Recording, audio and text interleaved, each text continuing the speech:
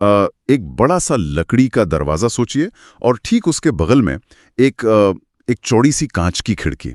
देखने में तो दोनों का शेप और डिजाइन बिल्कुल अलग ही लगता है। राइट। लेकिन अगर कोई सोचे कि साइंटिफिकली कैसे प्रूव करें कि इन दोनों में से कौन सा सरफेस ज्यादा जगह घेर रहा है, एक नजर में शायद दरवाजा लंबा लगे और खिड़की चौड़ी, लेकिन एग्जैक्टली किसने ज्यादा स्पेस कवर किया है? वही तो, ये एक काफी इंटरेस्टिंग ऑब्जर्वेशन टेस्ट है, क्योंकि हम सिर्फ आंखों से देखकर ना फिजिकल स्पेस का एग्जैक्ट कंपैरिजन नहीं कर सकते। अंदाजा लगाना और एक्चुअल साइंटिफिक मेजरमेंट दोनों बहुत अलग चीजें हैं। तो इस डीप डाइव में हम इसी एरिया और मेजरमेंट के कॉन्सेप्ट को डिकोड करने वाले हैं। बिल्कुल। और आज हमारे पास जो नोट्स है उन्हें हम एक स्टोरी की तरह स्टेप बाय स्टेप एक्सप्लोर करेंगे। कोई बोरिंग लेक्चर नहीं होगा, बल्कि एक मजेदार टेक्निकल सफर होगा। एग्जैक्टली। तो अगर हम बेसिक से शुरू करें तो क्षेत्रफल या एरिया, इसकी पूरी कहानी इस एक सवाल से ही शुरू होती है कि नापा कैसे जाए। सही कहा। एरिया का कोर लॉजिक ना बहुत सीधा सा है। किसी भी 2D सरफेस पर कोई ऑब्जेक्ट कितनी फिजिकल रियलिटी को ऑक्यूपाई कर रहा है या कितनी जगह घेर रहा है, बेसिकली वही उसका एरिया है। राइट। पर इसको कैप्चर कैसे करें? पुराने जमाने में तो मेजरमेंट का कोई यूनिवर्सल सिस्टम था नहीं, तो लोग अंदाजा कैसे लगाते थे? देखो, जब तक किसी मैथमेटिकल मेजरमेंट का कोई ठोस तरीका ना हो, तब तक दुनिया के किसी भी दो फिजिकल चीजों की तुलना करना बस हवा में तीर चलाने जैसा है। लोग रैंडम चीजों का यूज करते थे। मतलब जैसे अगर एक टेबल का एरिया नापना है और वहां कोई इंचटेप या स्केल नहीं है तो क्या करेंगे? तो वहां जो भी मिलेगा उससे नाप लेंगे। जैसे हमारे नोट्स में एक इन्वेस्टिगेशन मेंशन्ड है, एक टेबल को वहां रखी हुई फिजिक्स की मोटी किताबों से कवर करना शुरू कर दिया जाए। ओह वाह, किताबों से? यानी गिनकर ये बोलना कि इस टेबल का एरिया 15 किताबों के बराबर है। ये सुनने में एकदम अजीब लगता है ना? हाँ, थोड़ा अजीब जरूर है, पर प्रैक्टिकली शायद लोगों ने शुरुआत ऐसी ही की होगी। और इसी अप्रोच को मेजरमेंट की भाषा में हम नॉन स्टैंडर्ड यूनिट्स कहते हैं। नॉन स्टैंडर्ड यूनिट्स, किसी भी रैंडम चीज को बेस मानकर नाप लेना। लेकिन इसमें तो एक बहुत बड़ा फ्लॉ है। फ्लॉ? कैसा फ्लॉ लग रहा है आपको? अगर एक टेबल को किताबों से नापा जाए तो हर किताब का साइज, उसकी लंबाई और चौड़ाई अलग अलग हो सकती है। किसी की फिजिक्स की किताब पतली होगी और किसी और की रेफरेंस बुक बहुत बड़ी होगी। बिल्कुल सही पकड़ा आपने। और यही सबसे बड़ी प्रॉब्लम थी। जो माप आएगा वो कभी भी यूनिवर्सली सेम नहीं होगा। हिस्ट्री में ट्रेड और कॉमर्स के टाइम पर ये एक बहुत बड़ा नाइटमेयर था। मुझे तो ये कॉन्सेप्ट बिल्कुल प्रोग्रामिंग की दुनिया की उस प्रॉब्लम जैसा लग रहा है जहां किसी सॉफ्टवेयर इंजीनियर की स्किल को उसके लिखे गई लाइंस ऑफ कोड से मापने की कोशिश की जाती है। हाँ, इंटरेस्टिंग एनालॉजी। कैसे? मतलब एक हाईली स्किल्ड प्रोग्रामर शायद किसी कॉम्प्लेक्स प्रॉब्लम को सिर्फ 10 लाइन के कोड में सॉल्व कर दे, और एक नया प्रोग्रामर उसी काम के लिए 100 लाइन का कोड लिख डाले। हाँ, ये तो है। तो सिर्फ लाइंस की गिनती या किताबों की गिनती से एक्चुअल एफिशिएंसी या स्पेस का सटीक माप थोड़ी मिल सकता है। स्टैंडर्डाइजेशन के बिना तो सब कुछ केओटिक है। एग्जैक्टली। और इसी केओस को खत्म करने के लिए एक साइंटिफिक अश्योरेंस की जरूरत थी।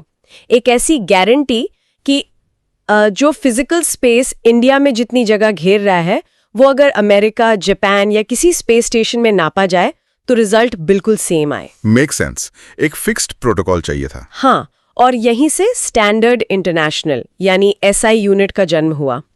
एरिया के लिए जो स्टैंडर्ड बनाया गया वो है स्क्वायर मीटर, जिसे हम m² भी लिखते हैं। ये दुनिया भर का अल्टीमेट मेजरमेंट प्रोटोकॉल बन गया। लेकिन एक सेकंड, एक बेसिक सवाल यहाँ दिमाग में आता है कि यूनिट्स को डायरेक्टली मीटर में नापने के बजाय उसके आगे ये स्क्वायर क्यों लगाया गया? एक सिंपल लाइन क्यों नहीं? क्योंकि हम एरिया नाप रहे हैं, लंबाई नहीं। एक लाइन सिर्फ 1D होती है। अच्छा, तो ह्यूमन सिविलाइजेशन ने स्क्वायर यानी चौकोर शेप को ही मेजरमेंट का अल्टीमेट बिल्डिंग ब्लॉक क्यों चुना?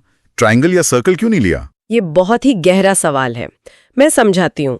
अगर हमें एक 2D फ्लैट सरफेस को कवर करना है तो हमें एक ऐसी शेप चाहिए जो एक के बगल में एक रखने पर कोई खाली जगह या गैप ना छोड़े। Oh right. अगर हम सर्कल्स का इस्तेमाल करते हैं तो दो सर्कल्स के बीच में हमेशा थोड़ी सी खाली जगह बच जाती। बिल्कुल। और ट्रायंगल्स फिट तो हो जाते हैं, पर उन्हें अरेंज करना और मैथ कैलकुलेट करना काफी कॉम्प्लेक्स होता है। स्क्वायर यानी चौकोर एक परफेक्टली सिमेट्रिकल आकृति है। जिसकी चारों साइड्स बराबर हैं और सारे एंगल्स 90 डिग्रीज के हैं। हाँ, एक ऐसा डब्बे जैसा शेप जो ग्रिड बनाता है और बिना गैप के एक के आगे एक जुड़ता चला जाता है। इसीलिए जब लंबाई में 1 मीटर और चौड़ाई में 1 मीटर का एक परफेक्ट स्क्वायर बनाया गया तो उस बाउंड्री के अंदर आने वाले सरफेस को 1 स्क्वायर मीटर का नाम दिया गया। आई सी। तो एसेंशियली 1 स्क्वायर मीटर एक ग्लोबल पिक्सल बन गया, एक फिजिकल पिक्सल जिसके आधार पर पूरी दुनिया का स्पेस नापा जाने लगा। वही, और इस सिस्टम ने पूरी दुनिया का काम आसान कर दिया। लेकिन यहाँ एक प्रैक्टिकल स्केलिंग प्रॉब्लम आती है मेरे दिमाग में। 1 स्क्वायर मीटर एक कमरे का फर्श नापने के लिए तो ठीक है, पर अगर एक पोस्टल स्टैंप या फोन की माइक्रोचिप नापनी हो या फिर किसी देश का पूरा नक्शा नापना हो, वहाँ सेम यूनिट काम नहीं आएगी। वही ना, हर जगह वही 1 मीटर का बड़ा स्क्वायर फिट करना तो गलत लगता है। यहीं पर डिजिटल वर्ल्ड की तरह जूम इन और जूम आउट का कंसेप्ट आता है। जब ऑब्जेक्ट छोटा होता है तो स्टैंडर्ड यूनिट को स्केल डाउन कर दिया जाता है। इसे हम सब मल्टीपल्स कहते हैं ना। मुझे स्कूल की मैथ्स याद आ रही है। अच्छा, क्या डाउट है? हम सब जानते हैं कि एक स्ट्रेट लाइन में 1 मीटर का मतलब होता है 100 सेंटीमीटर, राइट? हाँ, 1 मीटर इक्वल टू 100 सेंटीमीटर, ये तो बेसिक है। तो लॉजिकल हिसाब से अगर हम एरिया में 1 स्क्वायर मीटर को सेंटीमीटर में कन्वर्ट करें तो उसको 100 स्क्वायर सेंटीमीटर होना चाहिए। लेकिन नोट्स में लिखा है कि 1 स्क्वायर मीटर अचानक से 10,000 स्क्वायर सेंटीमीटर के बराबर हो जाता है। हाँ, 10,000 ही होता है। 100 से सीधा 10,000 का जंप। ये मैथमेटिकल ग्लिच कहां से आ गया? क्या एरिया जादुई तरीके से मल्टीप्लाई हो रहा है? अरे नहीं, ये कोई ग्लिच नहीं है, बल्कि यही 2D स्पेस की असल मैकेनिक्स है। मैं एक्सप्लेन करती हूँ। एरिया एक सिंगल स्ट्रेट लाइन तो है नहीं, ये एक 2 डायमेंशनल अरे है। ओके, आगे बताइए। इसे एक मैट्रिक्स की तरह सोचिए।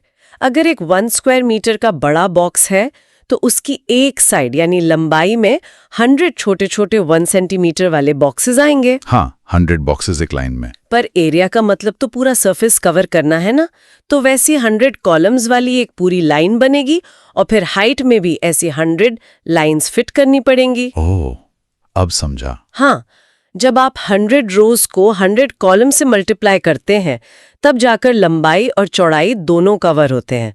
तो 100 मल्टीप्लाइड बाय 100 इक्वल्स 10,000।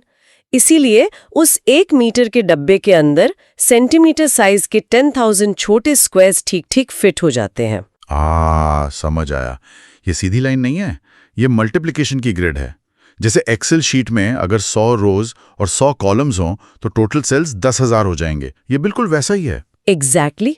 स्प्रेडशीट वाली एनालॉजी बिल्कुल परफेक्ट है यहाँ पे। तो अगर जूम इन में ऐसी डिटेल है तो जूम आउट यानी बड़े स्केल पर क्या होता है? जमीन, खेत या बड़े शहरों को नापने का लॉजिक क्या है? बड़े एरियाज के लिए हमने मल्टीपल स्केल डिजाइन किया है। यहाँ सब कुछ एक्सपैंड होता है। जैसे जमीन और प्लॉट्स नापने के लिए R यूनिट होती है, RA। एक R कितना बड़ा होता है? एक R मतलब एक ऐसा बड़ा स्क्वायर जिसकी लंबाई और चौड़ाई दोनों 10 मीटर हो, यानी टोटल 100 स्क्वायर मीटर। इसके और ऊपर जाएं तो हेक्टेयर आता है, जो एग्रीकल्चर और रियल एस्टेट में बहुत कॉमन है। और 1 हेक्टेयर मतलब कितना स्पेस? स्क्वायर मीटर्स फिट होते हैं।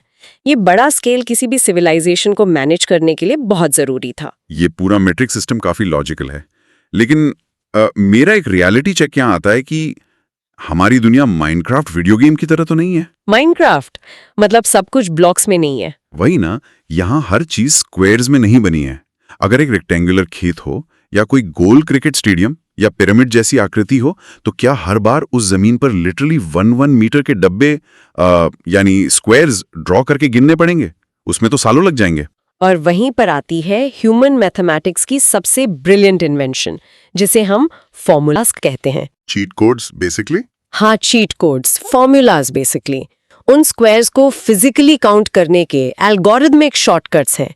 हम ज्योमेट्री में कुछ आकृतियों को रेगुलर शेप्स मानते हैं, जैसे स्क्वायर, रेक्टेंगल, ट्रायंगल, क्योंकि इन्हें मैथमेटिकली डिफाइन करना आसान है। सही कहा। जब रेगुलर शेप्स होती हैं तो एक एक डब्बा गिनने की जरूरत नहीं पड़ती। हम उनके डायमेंशंस के पैटर्न्स को बस मल्टीप्लाई कर लेते हैं। आई सी, मतलब रेक्टेंगल का जो फॉर्मूला होता है लेंथ मल्टीप्लाइड बाय ब्रेड, वो बिल्कुल। बस उस स्प्रेडशीट वाली ग्रिड को गिनने का एक शॉर्टकट कमांड है। एग्जैक्टली। अगर हमें पता है कि एक लाइन में 50 स्क्वायर आते हैं और ऐसी 10 लाइंस हैं, तो एक एक डब्बा काउंट करने के बजाय हम डायरेक्टली 50 को 10 से मल्टीप्लाई करके 500 निकाल लेते हैं। बिल्कुल यही लॉजिक है। ये तो कंप्लीटली किसी प्रोग्रामिंग लैंग्वेज के प्री डिफाइंड फंक्शंस जैसा हो गया। एब्सोल्युटली। इनपुट वेरिएबल्स डालो जैसे लेंथ और ब्रेड्थ, कमांड रन करो और आउटपुट रेडी। बहुत सही एनालिसिस है आपका। रेगुलर स्ट्रेट लाइंस के लिए ये प्री डिफाइंड फंक्शंस फ्लॉलेस काम करते हैं। जैसे स्क्वायर के लिए लेंथ और ब्रेथ सेम होती हैं, इसलिए साइड को साइड से मल्टीप्लाई कर दिया, यानी साइड स्क्वायर्ड। और ट्रायंगल का फॉर्मूला कैसे बनता है? ट्रायंगल के लिए फॉर्मूला होता है half multiplied by base multiplied by altitude. क्योंकि अगर आप ध्यान से देखें तो एक ट्रायंगल एसेंशियली एक रेक्टेंगल का ही कटआउट या आधा हिस्सा होता है। राइट। पर असली प्रॉब्लम वहां शुरू होती है जहां स्ट्रेट लाइंस खत्म होती हैं और दुनिया कर्व्ड यानी गोल होने लगती है। कर्व और गोल शेप्स, यहाँ तो लॉजिक ही टकराता है। हमारा बेस मेजरमेंट यूनिट एक स्क्वायर है जिसके कोने नुकीले होते हैं, यानी शार्प कॉर्नर्स। हाँ, लेकिन एक सर्कल या स्फीयर में कहीं कोई स्ट्रेट लाइन या किनारा है ही नहीं, तो एक गोल शेप को नापने के लिए स्क्वायर वाले डब्बे कैसे फिट किए जाएंगे? वो तो एजेस पर बाहर निकल आएंगे। यहीं पर हिस्ट्री के सबसे बड़े मैथमेटिकल ब्रिज की एंट्री होती है, जिसका नाम है पाई, PI, पाई। पाई, उसकी वैल्यू 22/7 होती है ना? हाँ, अप्रॉक्सीमेट वैल्यू वही है।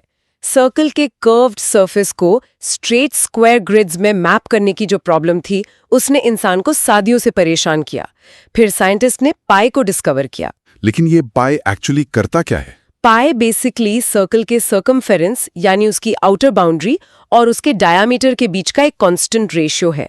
उस कांस्टेंट ने हमें एक यूनिवर्सल शॉर्टकट दिया। एरिया ऑफ सर्कल होता है पाई आर स्क्वायर, जहां आर उस सर्कल का रेडियस या त्रिज्या है।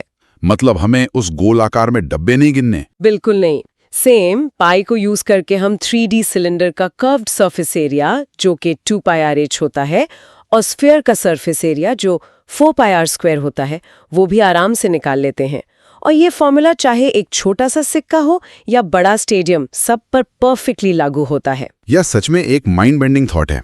पाई वो ब्रिज बन गया जिसने नेचुरल कर्व्स को स्ट्रेट ह्यूमन लॉजिक से जोड़ दिया। एग्जैक्टली। बस सेंटर से सर्कमफ्रेंस तक का डिस्टेंस यानी रेडियस मेजर करो, पाई का प्रीडिफाइंड फंक्शन लगाओ और फॉर्मूला ऑटोमेटिकली उन सारे इमेजिनरी स्क्वायर्स को कैलकुलेट कर लेगा जो सर्कल के अंदर परफेक्टली फिट होते हैं। सही समझे आप। लेकिन चलिए अब इन परफेक्ट फॉर्मूलाज को थोड़ी देर साइड में रखते हैं, क्योंकि मुझे लगता है मैथमेटिक्स अभी भी नेचर के सबसे क्योटिक हिस्से को एड्रेस नहीं कर रहा। क्योटिक हिस्से से आपका क्या मतलब है? मेरा मतलब है कि फॉर्मूलाज के पास ट्रायंगल के लिए रूल है, स्क्वायर के लिए लॉजिक है, सर्कल और सिलेंडर के लिए पाई है, पर nature in regular geometric rules को बहुत कम फॉलो करती है। पॉइंट तो है आपका। अगर एक पार्क में घूमते हुए पेड़ से एक पत्ता टूटकर नीचे गिरे तो उस पत्ते की आकृति का कोई नाम थोड़ी होता है। उसके एजेस टेढ़े मेढ़े होते हैं, कहीं से कटा हुआ, कहीं से मुर्गी जैसा शेप। अब बहुत ही इरेग्युलर। हाँ, इरेग्युलैरिटी तो नेचर का रूल है। उस क्योटिक इरेग्युलर शेप का एरिया कोई पाई का फॉर्मूला या लेंथ ब्रेथ का मैट्रिक्स सॉल्व नहीं कर सकता। एक डिजिटल फॉर्म में हम उस पत्ते को स्पेस में कैसे मेजर करेंगे? ये सवाल ज्योमेट्री की एग्जैक्टनेस की बाउंड्रीज को सच में टेस्ट करता है, क्योंकि फॉर्मूलाज वहां फेल हो जाते हैं जहां परफेक्शन नहीं होती, और वहां मैथ हमें एक दूसरा पावरफुल टूल ऑफर करता है जिसे कहते हैं graph paper method. Graph paper? वो जो स्कूल में यूज करते थे हम, ग्रीन लाइंस वाला? हाँ, वही। जब नेचर के केओटिक शेप्स को मैप करना हो तो हम उन्हें फोर्स करके अपनी स्क्वायर रियलिटी की मैट्रिक्स में प्रोजेक्ट करते हैं। ये ग्राफ पेपर टेक्निक एक perfect analogue to digital converter की तरह काम करती है। एनालॉग टू डिजिटल कन्वर्टर, ये थोड़ा भारी वर्ड हो गया, इसको स्टेप बाय स्टेप समझते हैं। श्योर। इस प्रोसेस के स्टेप्स काफी सिंपल लगते हैं, पर उनका बैक एंड लॉजिक बहुत डीप है। तो इस ग्राफ पेपर वाले एल्गोरिदम के स्टेप्स एग्जैक्टली क्या हैं? एक हार्डवेयर ऑब्जेक्ट या उस पत्ते को हम पेपर पर उतारकर कैसे डिजिटाइज कर रहे हैं? प्रोसेस कुछ इस तरह है। पहला स्टेप, 1 सेंटीमीटर या मिलीमीटर वाली फाइन ग्रिड का ग्राफ पेपर लिया जाता है और इस पत्ते को उस पर बिल्कुल फ्लैट रखकर उसकी आउटलाइन पेंसिल से ट्रेस कर ली जाती है। फिर हम उस फिजिकल पत्ते को वहां से हटा देते हैं। ओके, तो अब हमारे पास पेपर पर 2D केओटिक शेप की एक बाउंड्री आ गई जो एक ग्रिड पर सुपर इम्पोज हो चुकी है। एग्जैक्टली। अब आता है दूसरा स्टेप। हम उन सभी कंप्लीट यानी पूरे स्क्वायर्स को काउंट करते हैं जो उस आउटलाइन के 100% अंदर आते हैं। ये हमारा गारंटेड मिनिमम एरिया है। यहां तक तो इजी है, पूरी डब्बे गिन लिए। तीसरा स्टेप, अब उस आउटलाइन के आखिरी किनारों पर ध्यान दिया जाता है। क्योंकि शेप इरेग्युलर है तो बाउंड्री लाइन उस ग्रिड के बहुत सारे स्क्वायर्स को बीच से काटती हुई निकलेगी। हाँ, ऑब्वियसली कुछ स्क्वायर्स थोड़े कटे होंगे, कुछ आधे, कुछ लगभग पूरे होंगे। सही कहा। उन सभी इनकम्प्लीट स्क्वायर्स को मार्क करके उनकी गिनती की जाती है। और चौथा स्टेप सबसे इंटरेस्टिंग है। इसमें एक स्टैटिस्टिकल अजम्पशन लिया जाता है। हम कैलकुलेशन में हर इनकम्प्लीट स्क्वायर को लगभग आधा यानी एग्जैक्टली 0.5 मान लेते हैं। एक सेकंड, ये लास्ट वाला स्टेप थोड़ा क्वेश्चनेबल लग रहा है मुझे। क्यों? देखिए, एक इनकम्प्लीट स्क्वायर शायद 90% आउटलाइन के अंदर हो और दूसरा शायद सिर्फ 10% अंदर हो। उन दोनों को एक जैसा आधा यानी 0.5 मान लेना थोड़ा इनएक्यूरेट नहीं होगा? एरर ऑफ मार्जिन तो यहाँ मैसिव लग रहा है मुझे। आगे बताइए, आपका लॉजिक क्या है? अगर मेरे आउटलाइन पर 27 इनकम्प्लीट स्क्वायर्स मिले और मैंने सबको सिंपली आधा करके 13.5 स्क्वायर मान लिया, तो कैलकुलेशन गलत भी तो हो सकती है। ये डाउट आना बहुत नेचुरल है और ये क्वेश्चन स्टैटिस्टिकल प्रोबेबिलिटीज का कोर है। पर इसका लॉजिक देखिए, एक रैंडमली कटी हुई इररेगुलर शेप जब रैंडमली एक यूनिफॉर्म ग्रिड पर रखी जाती है ना, तो ठीक उतनी ही प्रोबेबिलिटी होती है कि लाइन किसी स्क्वायर का 90% हिस्सा अंदर रखेगी जितनी प्रोबेबिलिटी किसी और स्क्वायर का 10% हिस्सा अंदर रखने की होती है। ओह, यानी एक डब्बा अगर ज्यादा कवर हो रहा है तो दूसरा शायद बहुत कम कवर हो रहा होगा। इनकम्प्लीट स्क्वायर्स को देखा जाता है तो ओवर एस्टिमेशंस और अंडर एस्टिमेशंस एक दूसरे को बैलेंस आउट कर देते हैं, यानी एक तरह से कैंसल आउट कर देते हैं। इसीलिए ओवरऑल रिजल्ट रियल एरिया के बहुत करीब होता है और ग्राफ पेपर मेथड इसी मैथमेटिकल बैलेंस पर टिका है। वाह, ये तो बिल्कुल वैसे काम कर रहा है जैसे मॉडर्न कंप्यूटर ग्राफिक्स में एंटी एलियासिंग काम करती है। एंटी एलियासिंग वो क्या होता है? जब किसी कर्व या गोल शेप को डिजिटल स्क्रीन के पिक्सल पर ड्रॉ किया जाता है ना, तो एज वाले पिक्सल्स ना तो कंप्लीटली सॉलिड होते हैं और ना ब्लैंक। उनको ट्रांसपेरेंट करके उस एज को स्मूथ दिखाया जाता है ताकि वो जैगर्ड यानी टेढ़े मेढ़े ना लगे। ग्राफ पेपर का आधा स्क्वायर कॉन्सेप्ट भी उस पुराने फिजिकल फॉर्म का एंटी एलियासिंग ही है। क्या बात है, बहुत बढ़िया कंपैरिजन किया आपने। लेकिन एक्यूरेसी को लेकर अभी भी मेरा एक डाउट क्लियर नहीं हुआ। ग्राफ पेपर का स्केल कौन सा चुने? जैसे आपने शुरू में सेंटीमीटर और मिलीमीटर दोनों बोले। वहीं पर आपके पिक्सल्स वाले रेजोल्यूशन का कॉन्सेप्ट खेल में आता है। जब ज्यादा प्रिसिजन चाहिए तो हम बड़े पिक्सल्स यूज नहीं कर सकते। मतलब बड़े स्क्वायर्स यूज नहीं कर सकते? राइट। अगर एक छोटा सा गुलाब का पत्ता या एक 5 रुपए का सिक्का नापना हो तो एक स्टैंडर्ड सेंटीमीटर ग्राफ पेपर जिसमें ग्रिड्स बड़े होते हैं वो उतना एक्यूरेसी नहीं देगा। उसके अंदर आने वाले पूरे स्क्वायर्स की गिनती कम होगी और किनारों पर जो इनकम्प्लीट स्क्वायर्स आएंगे उनका एरर रेट ज्यादा हिट करेगा। तो इस प्रॉब्लम का सल्यूशन क्या है? इसका एक ही सल्यूशन है, ग्रिड की डेंसिटी को बढ़ाना। मतलब डिजिटल इमेज का रेजोल्यूशन बढ़ा देना।